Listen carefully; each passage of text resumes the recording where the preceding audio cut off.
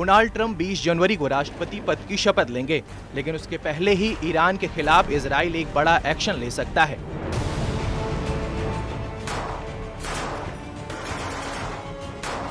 अब खबर यह है कि ईरान में टारगेट नेतन्याहू तय करेंगे और बटन ट्रंप दबाएंगे। गाजा की लड़ाई 500 दिन की होने जा रही है, लेकिन गाजा में इजराइल की सेना को लोहे के चने चबाने पड़ रहे हैं। कब कौन से ग्रेनेड आकर फटेगा या स्नाइपर की गोली कनपटी चीरते हुए सिर के चीथड़े उड़ा देगी। नेतन्याहू की फौज बहुत ज्यादा घबराई हुई है, हमास का सबसे नया शिकार बने हैं। हमास के नए ऑपरेशन में इजराइल ने खो दिए अपने बहुत ही खास कमांडो। 28 साल की मेजर डेविर जियान रेवाह और उनकी डिप्टी कमांडर 24 साल के कैप्टन एतान इजराइल शिकनाजी, इन दोनों अफसरों के साथ इजराइल के 4 और कमांडर हमास के हमले में घायल हुए हैं। उत्तरी गाजा के बेत हनून में हमास ने बहुत बड़ा हमला किया है और ऐसे ही हमलों की वजह से इजराइल की सेना अब तक 397 सैनिकों की जनाजे उठा चुकी है। यानी 460 दिन के युद्ध में हमास ने इजराइल के 397 सैनिकों को मार डाला है।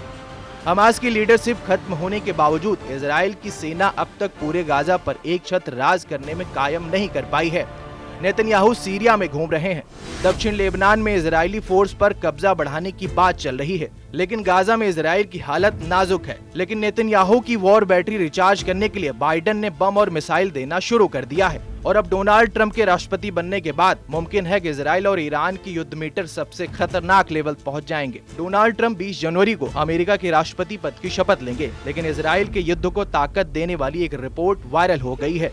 खबर ईरान के परमाणु ठिकानों पर हमले को लेकर है। अमेरिका की न्यूज वेबसाइट एक्सियोस पर इस खबर को पढ़कर नेतन्याहू की खुशी का ठिकाना नहीं है।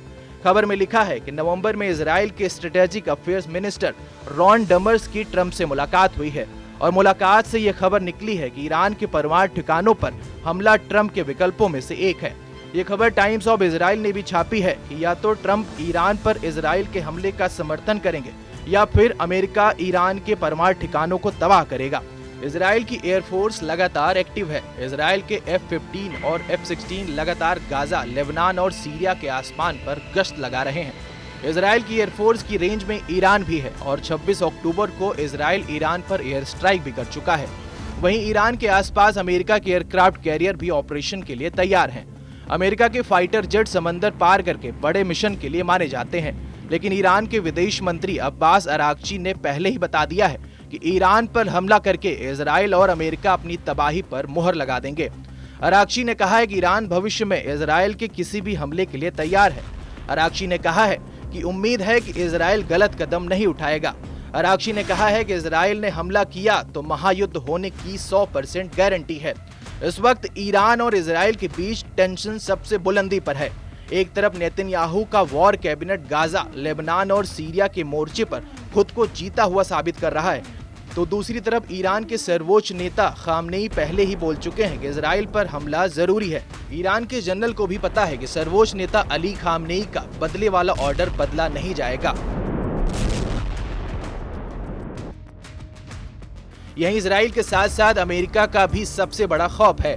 आपको बता दें कि 1 अक्टूबर 2024 को ईरान ने इजराइल पर 200 मिसाइल फायर की। 26 अक्टूबर 2024 को इजराइल ने ईरान पर जवाबी अटैक किया। अब इंतजार है ईरान का काउंटर अटैक का। सवाल है, क्या जनवरी में ईरान इजराइल पर बड़ा हमला कर सकता है? ईरान आगे क्या करने जा रहा है? क्या डोनाल्ड ट्रंप के चुनाव जीतने के बाद अमेरिका ईरान को लेकर बहुत ज्यादा आक्रामक हो जाएगा? ईरान बार बार कह रहा है उसका तीसरा हमला यानी ऑपरेशन ट्रू प्रॉमिस 3 बहुत घातक होने जा रहा है और इजराइल पछताएगा कि उसने ईरान पर 26 अक्टूबर को हमला क्यों किया। इसलिए हर रोज की तरह अगले 24 घंटे भी बहुत अहम है, क्योंकि इजराइल के कई बड़े टारगेट्स का डेटा ईरान की मिसाइल कंट्रोल रूम में फीड कर दिया गया है। इन्हें मिलाकर इस वक्त इजराइल के 25 शहरों में ऐसा अलर्ट है, ऐसी घड़ी टिक टिक कर रही है जो किसी भी वक्त वार्निंग बन सकती है। 1000 मिसाइलों वाला वो टाइम बम जिसके टारगेट पर पूरा इजराइल है। नेतन्याहू जानते हैं ईरान ने 1 अक्टूबर 2024 को जैसा हमला किया था वैसा ही हमला या उससे 2 गुना या फिर 3 गुना मिसाइलों से हमला दोबारा किसी भी वक्त हो सकता है। 1 अक्टूबर को ईरान ने 200 बैलिस्टिक मिसाइल फायर की थी। इस बार ईरान 1000 मिसाइल फायर करेगा तो क्या होगा? ये बात इजराइल से ज्यादा अमेरिका को परेशान कर रही है, क्योंकि युद्ध बढ़ा तो खाड़ी में अमेरिका के अड्डे ईरान के सॉफ्ट टारगेट बन सकते हैं। ईरान की लीडरशिप के तेवर बता रहे हैं कि ईरान दिसंबर तक इंतजार नहीं करेगा, लेकिन दूसरी तरफ ये साफ है कि इजराइल बहुत ज्यादा अलर्ट है और वो ईरान को अब मौका भी नहीं देगा। ट्रंप के चुनाव जीतने के बाद नेतन्याहू की खुशी का ठिकाना नहीं है। ईरान को रोकने के लिए नेतन्याहू किसी भी हद तक जा सकते हैं। उधर नेतन्याहू ने साफ कर दिया है कि जो भी हमें नुकसान पहुंचाएगा हम उस पर हमला करेंगे।